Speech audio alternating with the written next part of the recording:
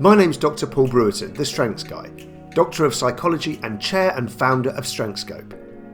I podcast each week just as you're getting your head back into work mode to give you a positive, strengths-based boost into your week ahead. My podcasts are packed full of tips and tools to help you get the best out of your working week. I hope you enjoy this week's podcast. Strengths-based leadership is getting a lot of interest these days, and rightly so. What we know from the research is that when leaders enable the strengths of their teams, there is a large spike in engagement, and that this can also lead to significant increases in productivity when taken into performance management conversations. So the strengths-based approach, managing and leading by focusing on others' strengths, makes a human difference and a business difference. Other findings include that leaders with one or more outstanding strengths are twice as likely to be ranked in the top third in terms of effectiveness. No two leaders share the same strengths and weaknesses, and attempting to mimic the strengths of another leader can't be sustained over the long term. Leaders who use their strengths effectively and develop positive leadership behaviours are rated as more effective, and the chance of someone becoming actively disengaged when their manager plays to their strengths is 1 in 100. So what does it mean to be a strengths-based leader and to bring strengths-based leadership to your role? Is it just about enabling other people's strengths, or is it also working on your own strengths and risks? In today's podcast, I explore that question, so let's get straight to it. Most importantly, a strengths-based leader recognises that they have leadership strengths, unique qualities that energise them and that they're skilled at using or have the potential to become skilled at using. Those leadership strengths will be unique to them. We know from research we've done at StrengthScope that the chances of having the same top 7 StrengthScope strengths in the same order as anyone else is 1 in 1.3 billion. So it stands that every leader has the potential to bring unique qualities into their leadership role. Strengths-based leaders also know that they have vulnerabilities, specifically the potential for their strengths to go into overdrive and to have areas of non-strength which drain them, potential leadership weaknesses if you like. More on that a bit later.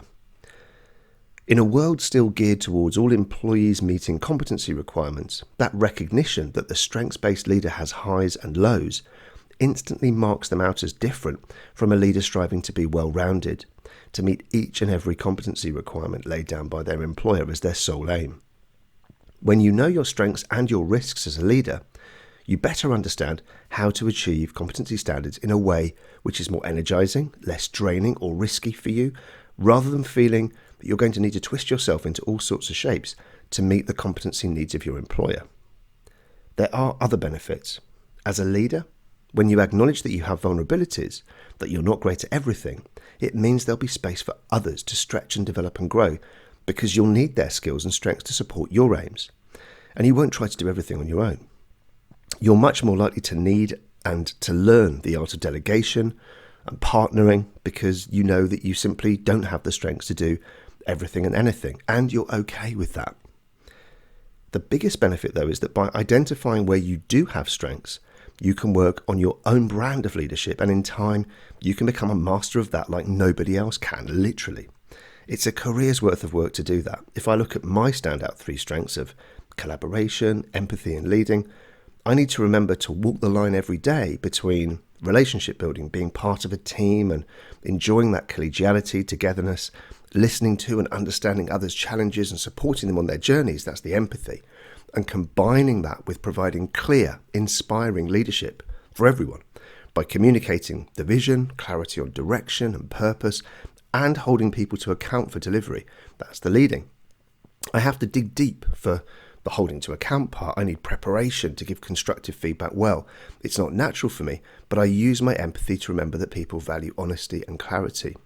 I use others' efficiency to follow process we have for feedback through our performance management process, and I use my critical thinking to prepare exactly what I want to say before I go into a courageous conversation type meeting. So strengths-based leadership is about being self-aware, being real, authentic, being prepared to be vulnerable, to make mistakes, to own those mistakes, to be human and to own that. And it also means being comfortable with the idea that no one will lead like you. Stepping into that space, into your power, with confidence to make the impact that you want to make in the world. So what can you do to increase the extent to which you lead with strengths in your leadership role? How can you become a more effective leader through strengths-based leadership? There are 5 things. Firstly, know and remember your strengths and use them every day. Exercise them, become familiar with them, talk to others about them, stretch them. Actively work on your leadership brand so that your stakeholders, your colleagues, your team, your customers know who you are as a leader. What drives you? What are your values, your strengths? What should they come to you for? Why should they be led by you? Have a listen to my podcast at season 1, episodes 11 to 12 on how to build your personal brand. Second, to become a more effective leader, become more aware of your risk areas. Where are your overdrive risks? What drains you? And what actively will you do about each? I know that sometimes my optimism and strategic mindedness strengths can combine and overdrive, and that might lead me to get complacent about a plan or a project when I should be checking in more regularly and making sure things are on track. So that's a leadership overdrive risk for me. I know also that I need to rely on others for processes and project plans that I should be following because efficiency and planning drain me. So that's a drainer, a potential leadership weakness, a vulnerability. Others know it, I know it, and that's okay, as long as I do something about it. Third, ask for feedback from colleagues on where they see your strengths, when they see you come alive and be at your very best. If you're using StrengthScope, the 360 and Leader modules make this process really easy, but even when using those, and definitely if not using them, actively asking your colleagues for feedback on where they see you at your strongest can be enlightening, reassuring, sometimes surprising, so go get the feedback. Fourth, and there's much more to share on this, develop effective leadership behaviours. The strengths-based leadership model that we've developed, it's integrated into our strengths-based leadership profile of StrengthScope Leader. It includes to share vision, to spark engagement, to skillfully execute, and to sustain progress. Strengths, knowledge, and application aren't enough. To get the most from your strengths, you need to cultivate positive leadership behaviours too. And finally, once you're on your own strengths development journey, you can better enable other people's strengths. There's more on that topic in my podcast on maximising strengths in others, the art of great leadership, which is at season 5, episode 11. If you're interested in a broader perspective on leadership, take a listen to my podcast on the future of leadership at season 8, episode 1. Thanks for listening today. If you like today's podcast, please subscribe.